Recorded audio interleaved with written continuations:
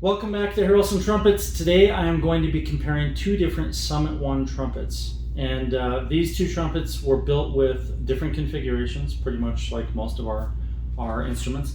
And the reason I want to point these two out is so that you guys better understand the features of Harrelson Trumpets, so you get a good idea of why the advanced technology does help and how it can help you guys. And then also, so you can understand a little more about the lead pipes and bells.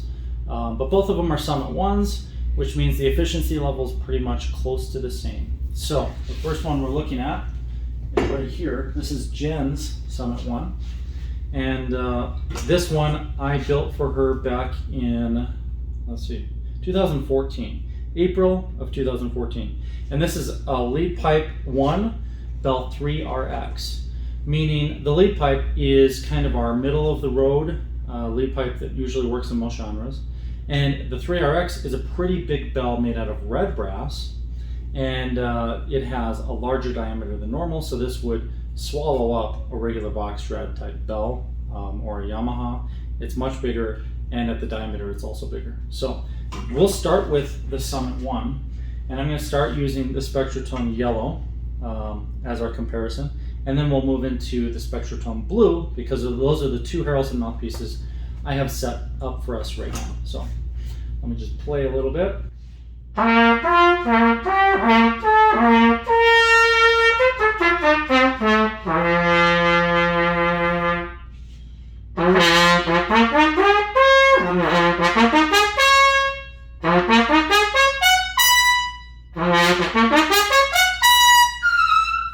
All right, that feels pretty nice. I have an insert in here that's really too big for me. What I mean by that is the gap is too large. So let me switch that out and put it back to the insert that I play the most often. So right now we have a 342 number 14, which means 140 thousandths of gap when using a Harrelson mouthpiece. That can be the Spectratone or the 5mm. And now I'm going to move back to the one I normally play, which is a number 8. I tend to play between 4 and 8, and all the Venturi sizes, but right now it's 342. That feels better to me. It's a little more slippery.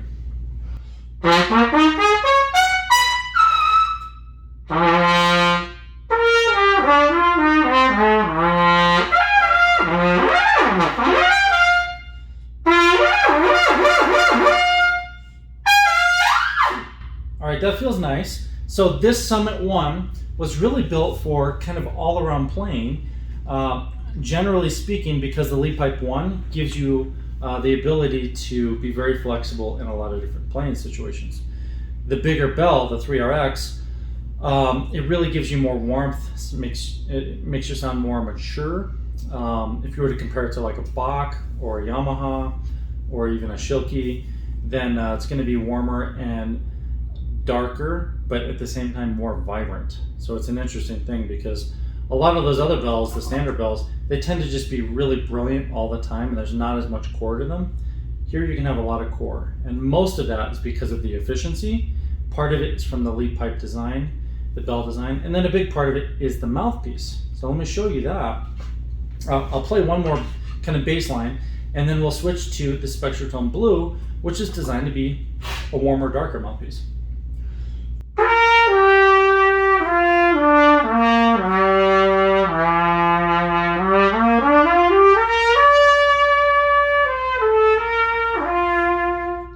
So that has some vibrancy, some color, some core.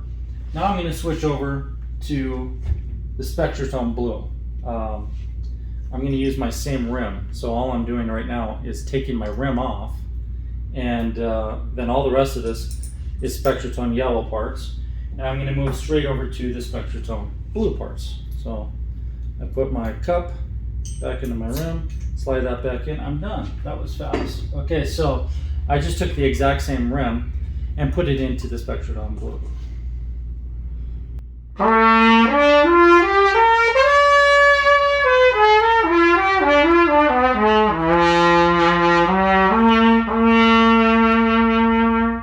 Wow, that is just such a big warm sound.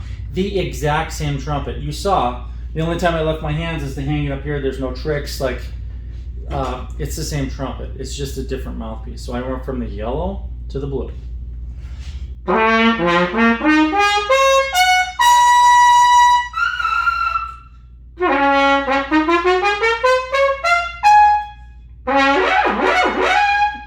That feels nice as well. But it's much bigger, it's much warmer, doesn't have as much brilliance, and the core is massive.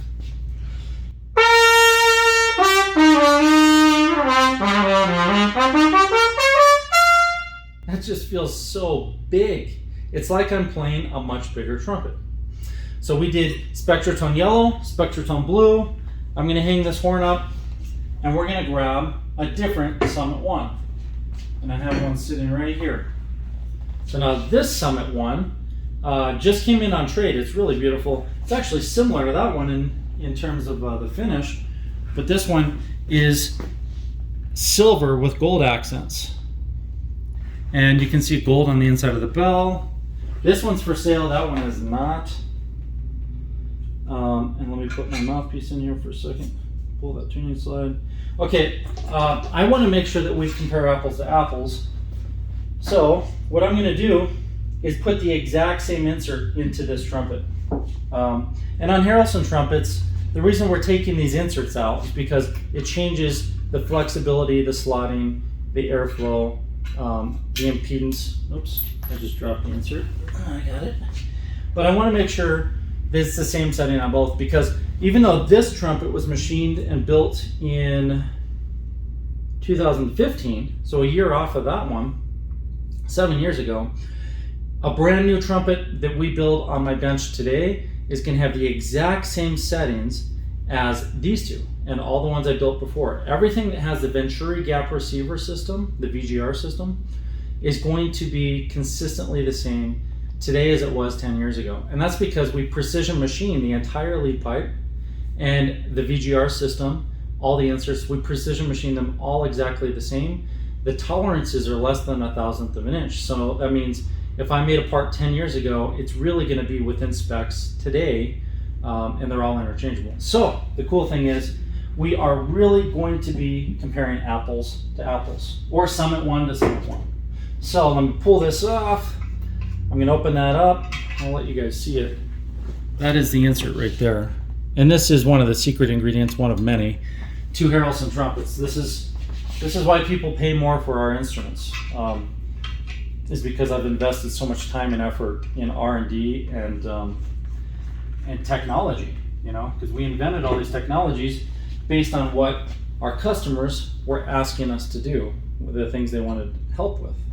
All right, so I'm gonna put that one on here, screw the receiver down, and now we get to play it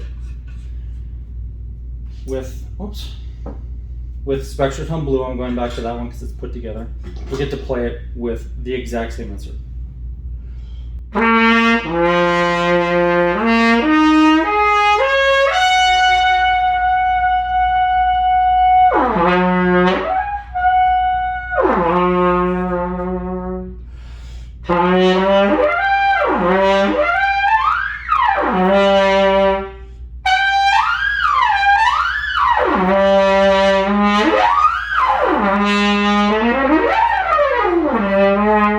That feels really nice. Oh, I've kind of forgotten how much I love this bell. So I haven't told you the setup. The lead pipe, I'm not sure about. Okay, so the lead pipe is a number 2, and the bell is one of my favorite bells I've ever produced, the number 8. This is a midnight trumpet, meaning years ago I created the Midnight series, which we still offer today. And the Midnight was built with the largest bell we could create that would still play in tune. We don't build very many of them because they're kind of an advanced feature, and a lot of people really have a hard time playing in tune on them unless they spend the time acclimating, which I've done. But because it has so much more air volume, your tendency is to then play off pitch because of that. So a lot of people on this bell, they'll play flat in the upper register and sharp in the low register. And that's very common until they learn to acclimate to the bigger instrument, but it is much, much bigger. And it feels so comfortable.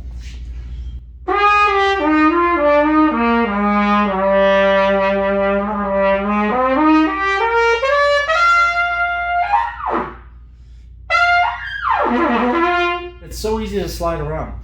The impedance ratios from low to high are very even, meaning that you can slide around and it doesn't feel like there's a huge difference between low register, mid, and high. They all feel very comfortable.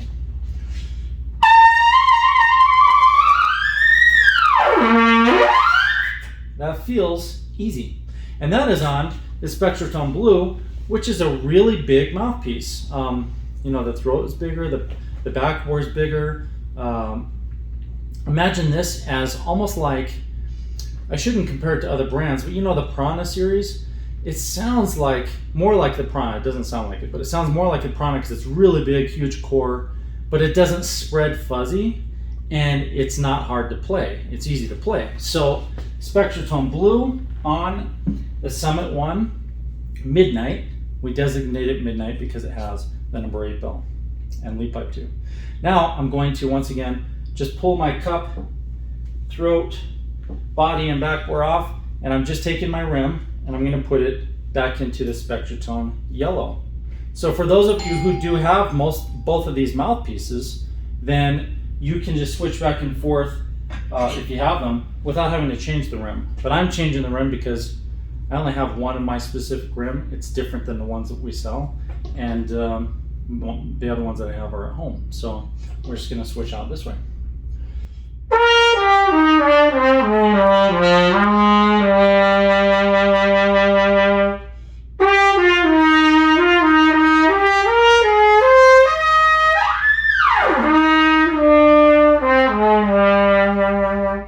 Whoa, that feels so good. And it's so easy to slide around. I should just keep this horn for the Trumpet Momentum series when I'm working with you guys, because it's so easy to play all over the place. You can hear me slide around really easy. And a big part of it is that my impedance setup matches really well with this bell. So it makes it easier for me. And I've heard the same from quite a few players, even the ones that couldn't play it very well in tune. They've said, hey, wow, the upper register sings very easily. So what is the difference between this trumpet and that one? Well, first off, you could probably hear a difference. With the Spectratone Yellow, I feel like I could really blend in anywhere, even though this is a massive bell. And I'm going to show you those two bells. They're very different. Like the taper of the bells is massively different. So let's see if I can hold them up just right. Get around that camera. Okay, check that out. So you can see the one on the right has way more volume to it. The one on the left is a little bit bigger on the end, but that one on the right, look way down here by where the brace is, much, much wider. So that makes a massive difference. The tuning slides are the same, they're both style R. This one's really tarnished, that's not going to affect anything. The receivers are slightly different, that's really not going to change much. The lead pipes are different. So this is a number 2 on the Summit One Midnight, and a number 1 over here. The number 2 is a very large lead pipe, which matches that bell. So those are some of the differences. And in terms of the build and the price, they're the exact same price. We don't make this version of that brace anymore. I think that was retired back in 2015 or 16. Now we just machine the whole back crook, which we didn't do here. But just keep in mind, these are older models. They're still beautiful and they play well. But for comparison's sake, those are the same. And that's one of the reasons I wanted to compare these two horns. Now, if I were playing jazz combo, which one would I play? Well, let me ask you, which one would you play? Personally, I would say either one. They would both work for jazz combo. A lot of the input from me and my mouthpiece is going to influence the tone color. Like I said, this is the yellow.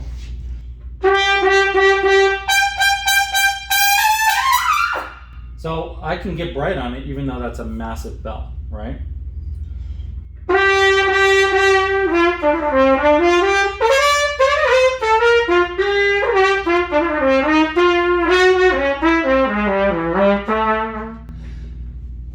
No matter what I do with this instrument, it's going to have a massive core and a lot of warmth. And I'm a little sad because last year, maybe 2 years ago, I got this new phone. This is the Samsung S21. It was last year. And I'm a little sad about it because I was so excited to get the phone because it has a better camera. And you know, like I do Instagram and I do these videos. I'm recording on the phone right now. I'm telling you all this because this phone does not include a microphone input. Now the phone before, I could plug in any kind of microphone and I could get a much more true sound. So everything I'm talking about here, you may have to trust some of what I'm saying because I'm not going to record with a Zoom recorder on the side and then splice it in on this video. I might on some, especially because the camera, the phone is so different without that. But right now I'm not. And my whole point is we're very limited to whatever kind of condenser microphone is in that little tiny phone, right? So you may not hear as much as I hear, but I'm telling you, it's massively different. This is a huge chord.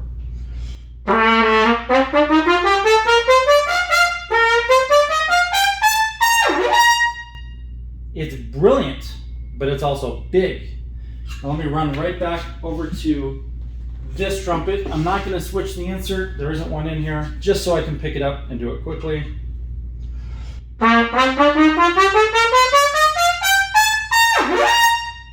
This one doesn't have as much brilliance as the bigger bell, which is a really interesting piece of the puzzle. But that bigger bell, it's doing something different than this one. Now this does have a very big warm sound, but it's also red brass and the other one's yellow brass. The yellow brass, that one's also thinner. The yellow brass is going to resonate more and get more of that brilliance when you push it. The red brass is more like copper and it's not going to resonate or move with the sound wave as much. So that's why I get, again, a little more of a stable sound on this one.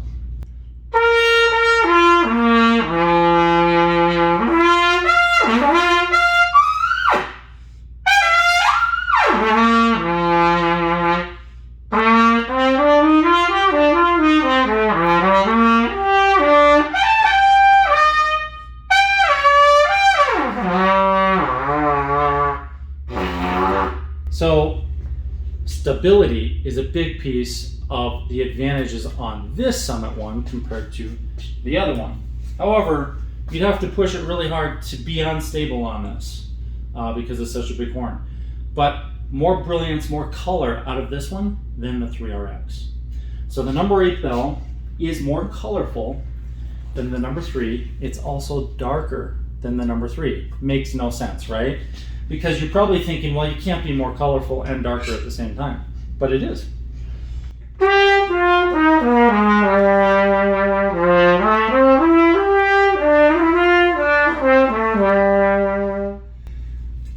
The reason that I can say that with confidence is because, one, I've been doing this for a long time. Surprisingly, I haven't ruined my ears doing it.